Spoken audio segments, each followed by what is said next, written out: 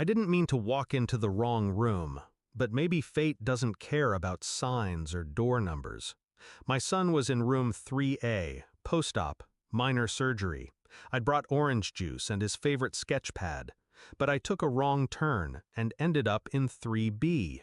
The lights were low, the machines hummed, and she was there, unmoving, skeletal, tubes in her nose, IV in her wrist. A homeless woman, according to the nurse's clipboard. I don't know why I stepped closer. I don't know why I reached out, but when I touched her hand, I froze. Because I knew that hand, that scar along the knuckle, that tiny tattoo, the faded J she swore she'd never gotten. It was her, Julia, my sister, the one who'd vanished 15 years ago, after stealing everything from me. We were close once, thick as thieves, they said. I let her move in when Mom died, paid her tuition, got her a job at the firm where I worked. She was bright, beautiful, damaged. She laughed too loud, stayed out too late, but I covered for her, believed in her, loved her, until I met Ryan, and she decided she wanted him too. The betrayal didn't happen all at once. First, it was little things. He'd be distant after she visited. She'd linger in rooms too long, smile at him like I wasn't watching. Then came the business trip, 3 days away. I came home to an empty apartment, my safe wide open. Bank accounts drained, jewelry gone, laptop missing, and both of them gone. She left a note. You always had everything. I just took my share. I lost my job because of the data breach. I lost my home trying to pay legal fees.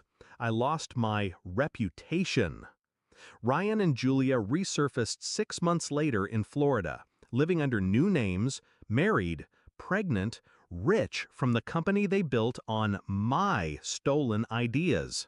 I could have gone after them then, but I was bleeding, so I disappeared too, rebuilt from ash, quietly, relentlessly. I started over under my maiden name, worked in shadows, took freelance contracts in cybersecurity, financial recovery, and fraud. I became the one people hired to expose liars like them.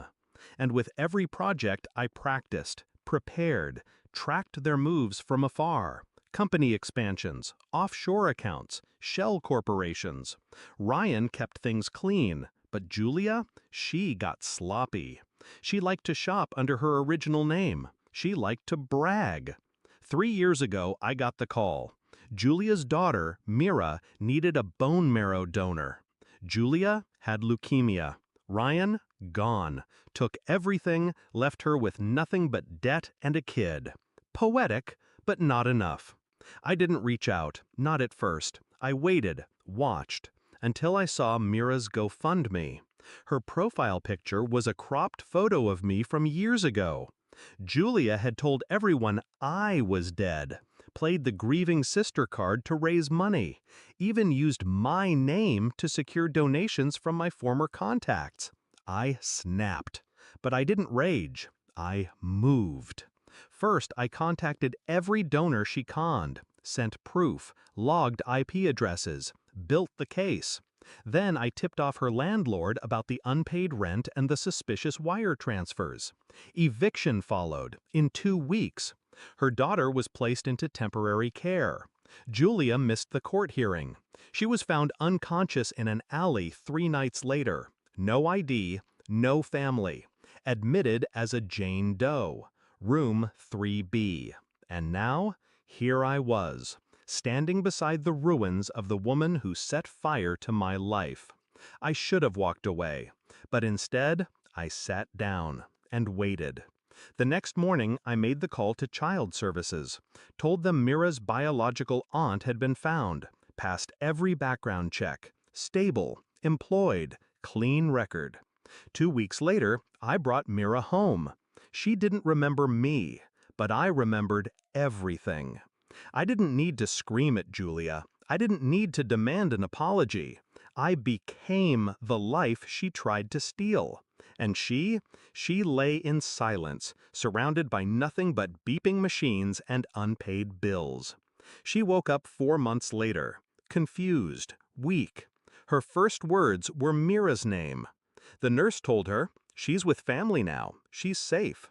When she asked who, they handed her a legal envelope. Inside it, my adoption papers, my business card, and a single photo, me and Mira in front of our house, smiling. She hasn't reached out. I hope she doesn't, because there's nothing left to say. Revenge doesn't always come with fire and fury. Sometimes it looks like this: quiet, precise, complete. She destroyed my past, so I raised her future. And the woman in room 3B, she woke up to justice.